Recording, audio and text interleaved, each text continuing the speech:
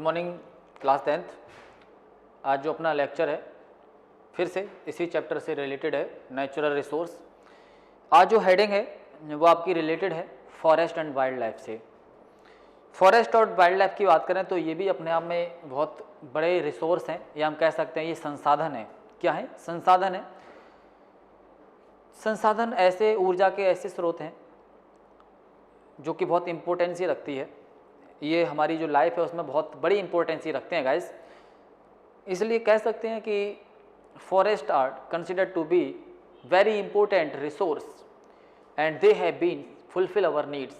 Actually क्या है कि ये जो फॉरेस्ट हैं हमारी जो नीड्स हैं, हमारी जो ज़रूरत है, कहीं ना कहीं उनको पूरा करने का कार्य करते हैं।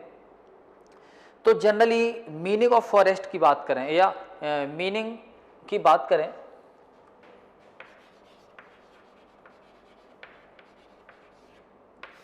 मीनिंग ऑफ फॉरेस्ट की बात करें तो हम कह सकते हैं अपने अकॉर्डिंग कि ये general meaning of forest is the accumulation, क्या? एक्यूमुलेशन ऑफ ट्रीज, स्क्रब्स और हर्ब्स फॉर ग्रास।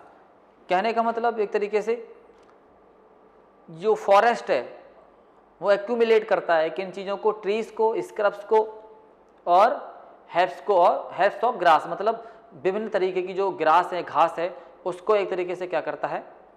इंक्लूड करता है अपनी डेफिनेशन के साथ। किसको किसको एक्यूमुलेट करता है?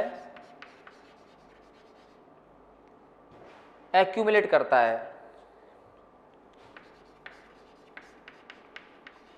Accumulation, accumulation of trees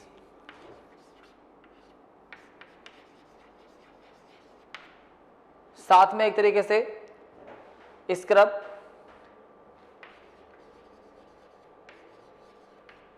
scrub के साथ साथ तीसरी चीज है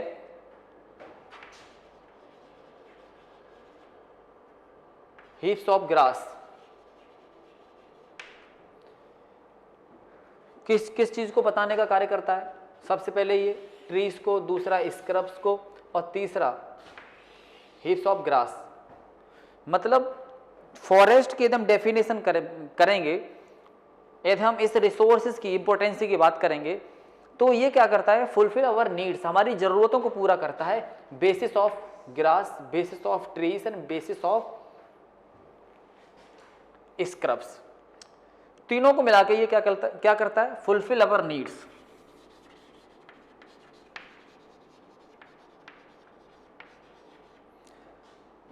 किस बेसिस पे? तो ये जो हमारी नीड को फुलफिल करता है, तो कहीं ना कहीं फर्नीचर,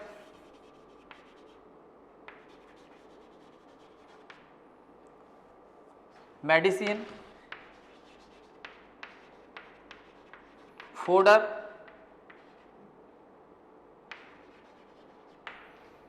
फोडर के साथ साथ और भी एक तरीके से कई इसकी वजह हो सकती हैं, जैसे कि रॉ मटेरियल,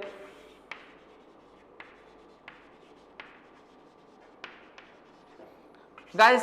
ये जो हमारी नीड्स को फुलफिल करता है वो किसके? हेप्स ऑफ नीड, जो ग्रास है विभिन्न टाइप की, डिफरेंट टाइप ऑफ ग्रासेस, उनके आधार पर, ट्रीज के आधार पर, स्क्रब्स के आधार पर। और ये जो हमारी नीड्स को कंप्लीट करने का कार्य करता है या फुल करने का कार्य करता है, तो ये बेसिस आपका furniture, medicine, fodder and the raw material, विभिन्न टाइप से या डिफरेंट तरीके से ये हमारी नीड्स को कंप्लीट करने का कार्य करता है। कौन? आपका एक तरीके से फोडर, सॉरी फॉरेस्ट। फॉरेस्ट में अब आ जाता है कुछ ऐसी जो कि नेचुरल वेजिटेशंस हैं।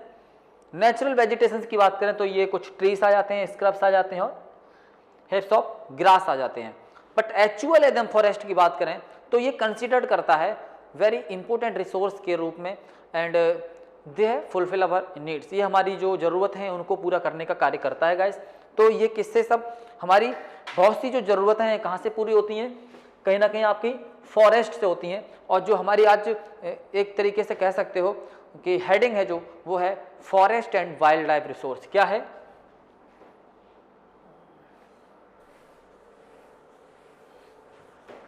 Forest and wild life resource.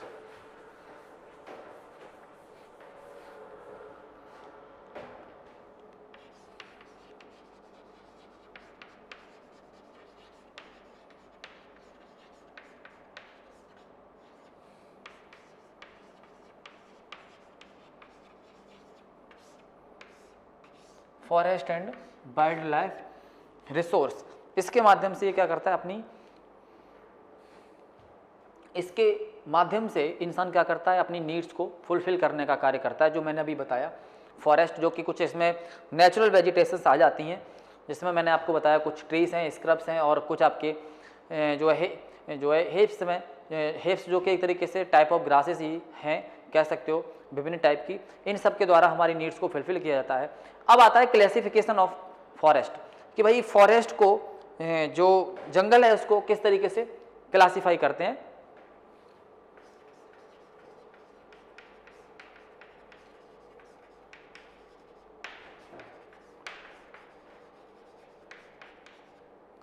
Classification of forest, इनका किस तरीके से हम क्या करते हैं, वर्गीकरण करते हैं, मतलब इनको डिवाइड करते हैं।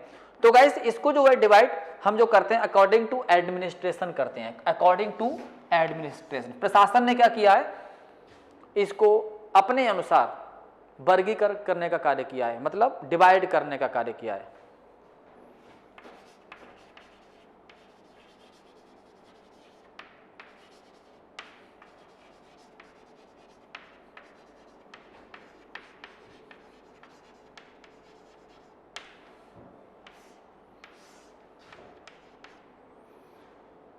अकॉर्डिंग टू एडमिनिस्ट्रेशन, किसके आधार पर, एडमिनिस्ट्रेशन मतलब प्रशासनिक आधार पर इसका वर्गीकरण किया गया है, मतलब इसका विभाजन किया गया है।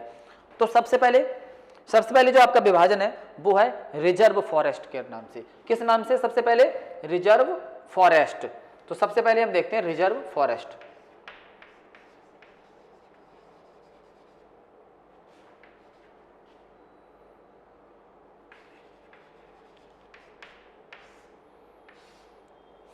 Under the classification reserve forest, such forest are under the control of government। इस तरीके के जो फॉरेस्ट हैं under the control of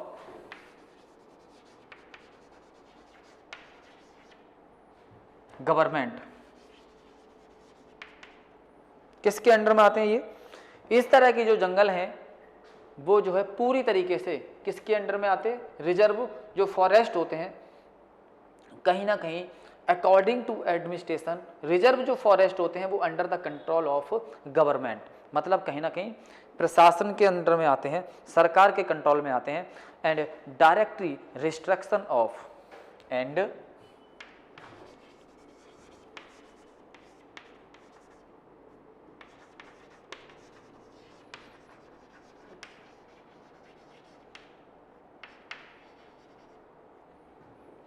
son of lumbering, किस चीज के बारे में, लूमरिंग,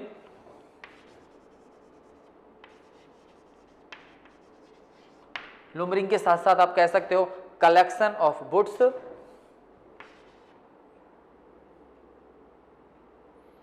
कलेक्शन ऑफ वुड्स,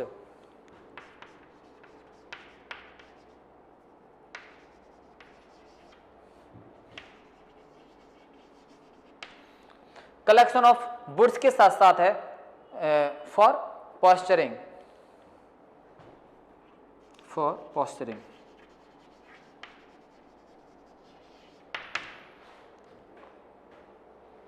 पॉस्चरिंग है ना।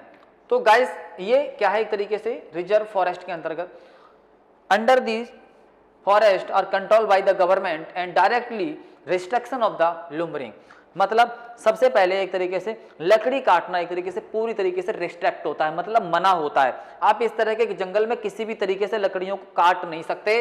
And collection of the woods for the pasturing, और आप लकड़ियों को किसी भी तरीके की वुड्स को अपने घर जलाने के लिए या इस्तेमाल करने के लिए आप उनको नहीं ला सकते या नहीं कट कर सकते। तो ऐसी स्थिति में ये जो आपके रिजर्व जो आपके फॉरेस्ट हैं वो कहलाते हैं, क्या कहलाते हैं, आपके रिजर्व फॉरेस्ट कहलाते हैं। ऐसे फॉरेस्ट जो पूरी तरीके से गवर्नमेंट के अंडर में आते हैं, साथ में उन पे डायरेक्टली गवर्नमेंट का अधिकार होता है। गवर्नमेंट के द्वारा कुछ रूल्स और रेगुलेशन जो है इनके लिए बनाए जाते हैं, और उन वनों को काटना, उन फॉरेस्ट को लूमरिंग करना, काटना या उनका कलेक्शन करना पूरी तरीके से कैसा होता है, अवैध होता है गाइस। तो ये किस तरीके के थे, आपके रिजर्व फॉरेस्ट। मैं आपको ये फिर से बता दूं, अकॉर्डिंग टू एडमिनिस्ट्रेशन जो फॉरेस्ट आपके 3 इंपोर्टेंट पार्ट्स में डिवाइड है। कितने? 3 इंपोर्टेंट पार्ट्स में ये डिवाइड है। फर्स्ट आपका क्या था? Reserve forest. अब मैं आपको सेकंड बताता हूं।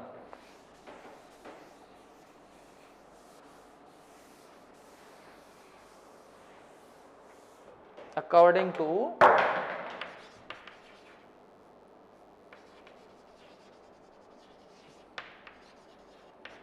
एडमिनिस्ट्रेशन,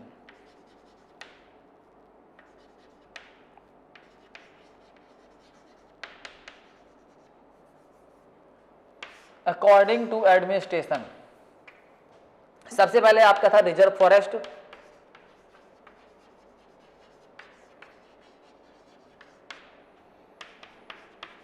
सबसे पहला क्या था आपका? Reserve forest.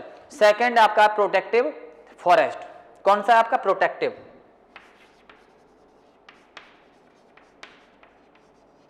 और तीसरा है unclassified.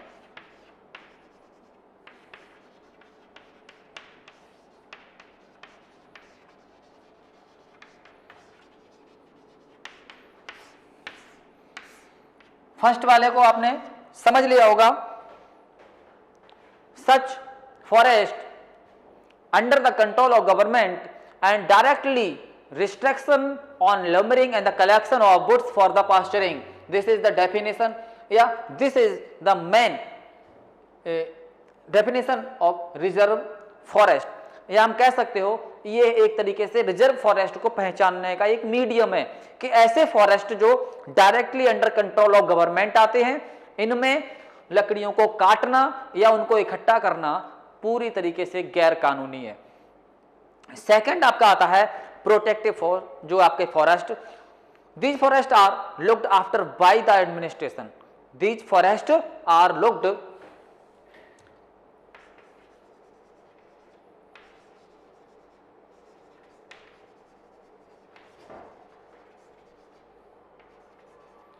these forests are looked after the administration.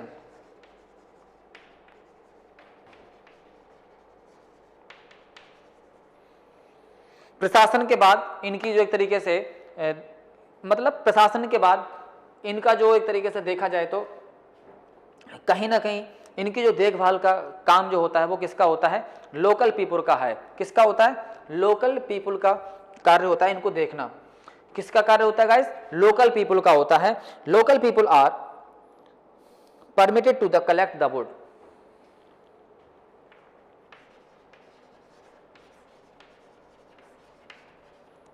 Are permitted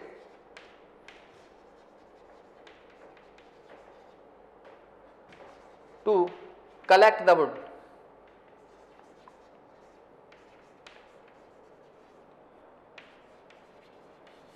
Collect the woods and grazing their animal.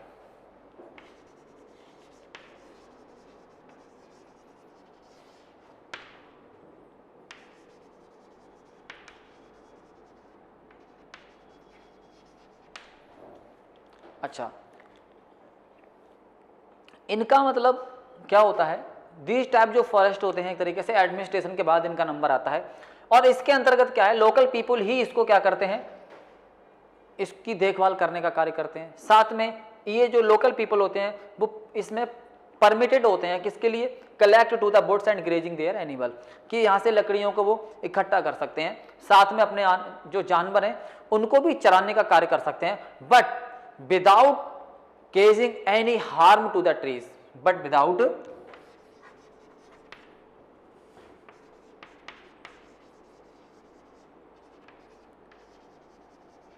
cause the harm to the trees. Oh sorry, to the trees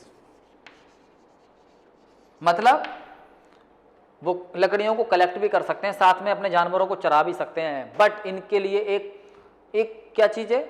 एक दीवार लगा दी गई है, एक बैरियर लगा दिया क्या है कि पेड़ों को नुकसान नहीं पहुंचना चाहिए, मतलब किसी भी तरीके की जो एक तरीके से फॉरेस्ट जो वेजिटेशंस है उनको किसी भी तरीके का नुकसान नहीं करना चाहिए। तो आप उनको नुकसान पहुंचाते हैं तो फिर आपसे ये जो आपका राइट है वो क्या कर दिया जाता है, छीन लिया जाता है, और directly under the administration of government, मतलब फिर ये पूरी तरीके से कहां पहुंच जाते हैं, प्रशासनिक के अंडर में पहुंच जाते हैं, और प्रशासनिक रूप से फिर क्या होती है, आप पर कार्यवाही होती है ना। तो गाइस ये क्या था आपका प्रोटेक्टिव फॉरेस्ट, मतलब इसमें कहीं ना कहीं गवर्नमेंट आपको परमिशन दे देती है वुड्स कलेक्शन के लिए, ग्रेजिंग के लिए, बट आपसे एक कहती है, एक आपको क्या नोटिस देती है, क्या नोटिफाई कराती है कि भाई आपको क्या करना है, किसी भी तरीके के जो है ट्रीज वगैरह को हार्मफुल तरीके से कोई भी इफेक्ट नहीं पड़ना चाहिए आपसे, मतलब आपको नुकसान नहीं पहुंचाना है किसी भी तरीके की प्राकृतिक वनस्पति को। तो ये क्या है आपका कहीं ना कहीं प्रोटेक्टिव फॉरेस्ट। अब आता है अनक्लासिफाइड फॉरेस्ट। अब कौन सा आपका अनक्लासिफाइड फॉरेस्ट, दीज फॉरेस्ट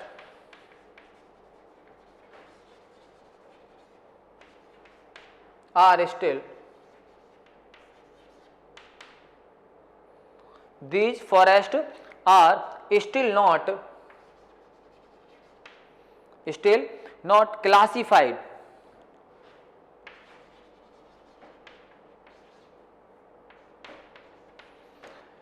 इस तरह के जो आपके जंगल हैं उनको क्लासिफाइड नहीं किया गया होता है, मतलब किसी भी तरीके की कोई अवधारणा नहीं होती है इनके बारे में, और एक तरीके से कोई भी किसी भी तरीके की कह सकते हो there is no restriction for animal and grazing, मतलब एक तरीके से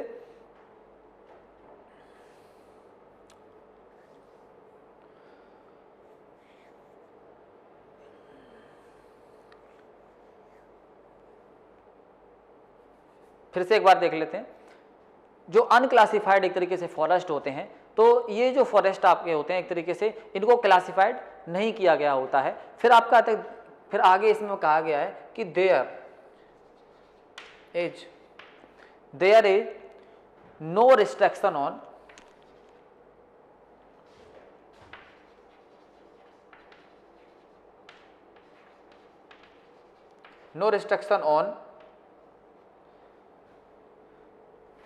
the tree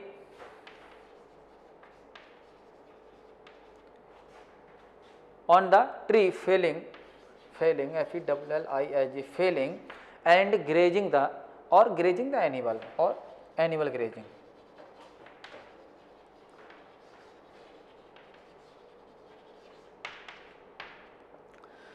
एक बार फिर से देख लेते हैं, अनक्लासिफाइड एकदम फॉरेस्ट की बात करें तो ये एक तरीके से क्या है, these forest are still not classified, इनको किसी भी तरीके के क्लासिफाइड नहीं किया गया होता है, ना तो ये आपके रिजर्व फॉरेस्ट में आते हैं और ना ही आपके एक तरीके से प्रोटेक्टिव फॉरेस्ट में आते हैं। बट इनके बारे में एक बात कही गई है कि there is no restriction on the tree felling और एनिमल ग्रेजिंग, मगर इनके लिए कोई कानून नहीं है कि आप जो है किस तरीके से ये पेड़ों को काट लेते हैं या अपने जानवरों से इनको चरा लेते हैं, मतलब आपके जानवर भी यदि इनको खा जाते हैं, तो ऐसा कोई रूल नहीं है जिससे कि आपको किसी लॉ के अंतर्गत कोई भी आपको कोई प्रॉब्लम क्रिएट हो या कोई ऐसी बात हो।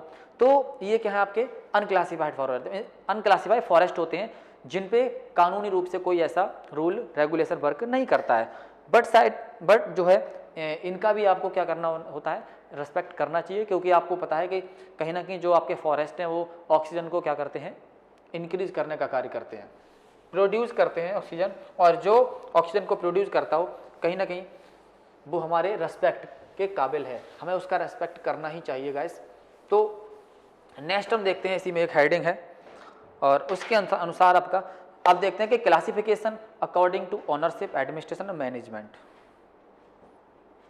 अब जो क्लासिफिकेशन है, अभी तक क्लासिफिकेशन किसके आधार पर था आपका, सिर्फ एडमिनिस्ट्रेशन, अब ओनरशिप एडमिनिस्ट्रेशन एंड मैनेजमेंट के अनुसार।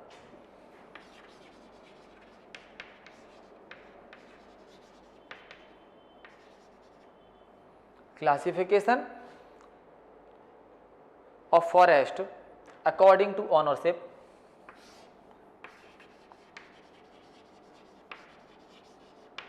सबसे पहला किसके हिसाब से, ऑनरशिप के आधार पे।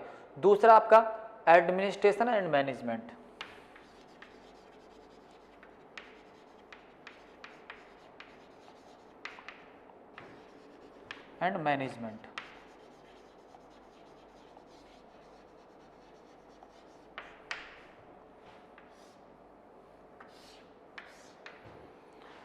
अब जो हमने आपका कहीं ना कहीं जो क्लासिफिकेशन किया है, तो वो क्लासिफिकेशन आपका डिपेंड करता है आपकी जो है फॉरेस्ट की ऑनरशिप के आधार पर, एडमिनिस्ट्रेशन प्रशासनिक आधार पर और मैनेजमेंट के आधार पर। तो सबसे पहले हम क्लासिफिकेशन वो करते हैं, उसके आधार पर क्या स्टेट फॉरेस्ट होते हैं। सबसे पहले क्या है, स्टेट फॉरेस्ट।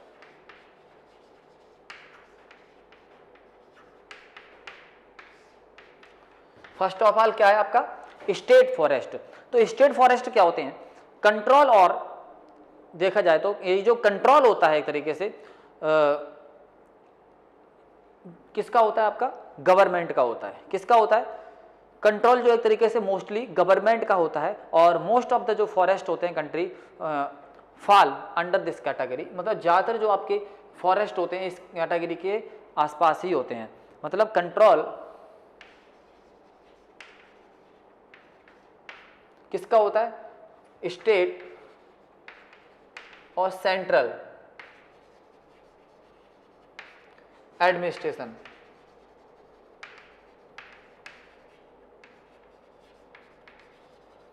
सबसे पहले इन पे जो कंट्रोल होता है कहीं ना कहीं वो किसका होता है, सेंट्रल और स्टेट एडमिनिस्ट्रेशन का होता है। और मोस्ट ऑफ द जो फॉरेस्ट हैं, forest under this category,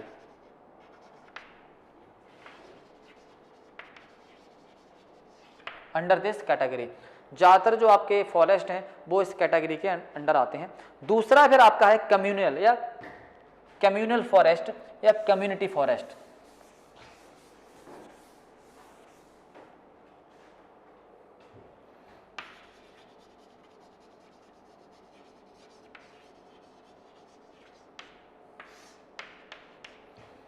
communal forest की बात करें, under the local self government, ये जो एक तरीके से आपके फॉरेस्ट आते हैं वो कहाँ आते हैं, under the local self government.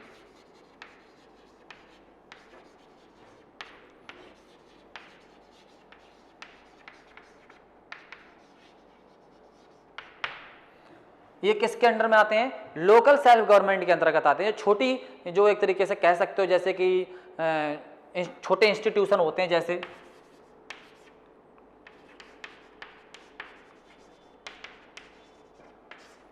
कौन कौन से इंस्टीट्यूशन होते हैं, जैसे कि आपका मान के चलो ग्राम पंचायत है,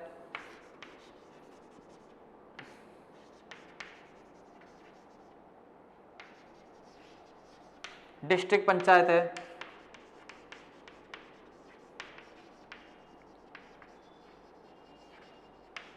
डिस्ट्रिक्ट पंचायत है।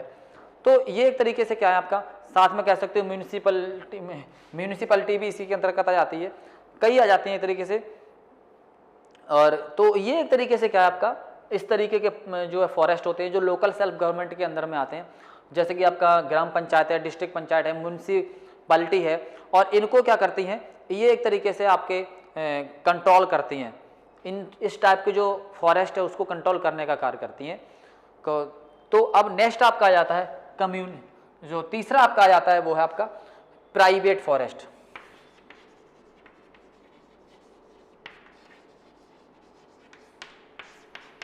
प्राइवेट एकदम फॉरेस्ट की बात करें, such a forest is owned by the individual,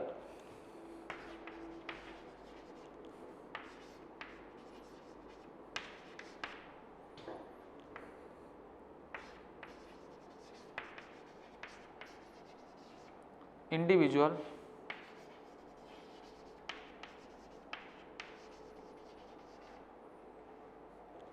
और एक कंपनी।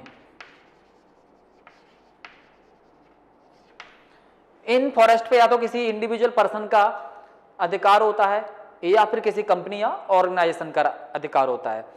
और इस टाइप के जो फॉरेस्ट आपके एक्चुअली कहाँ पाए जाते हैं, ओडिशा में है, आपका मेघालय है, पंजाब है, हिमाचल प्रदेश। ओडिशा, पंजाब, हिमाचल ये सब आपके प्लेसेस हैं, स्टेट है, यहाँ पर ये फॉरेस्ट पाए जाते हैं गाइस। तो आज की जो डेट है उसमें गाइस मैं आप लोगों को इतनी ही इन्फॉर्मेशन दूंगा, और नेक्स्ट जो आपकी हेडिंग होगी नेक्स्ट वीडियो में वो आपकी रिलेटिव होगी आपकी कहीं ना कहीं फॉरेस्टेशन, डिफॉरेस्टेशन, या मैं कह सकता हूँ एफॉरेस्टेशन और इम्पैक्ट ऑफ डिफॉरेस्टेशन, और एक तरीके से remedies for the forest conservation. तो इससे संबंधित जो हेडिंग है उसके लिए आपको नए वीडियो का इंतजार करना पड़ेगा। तब तक के लिए गाइस धन्यवाद।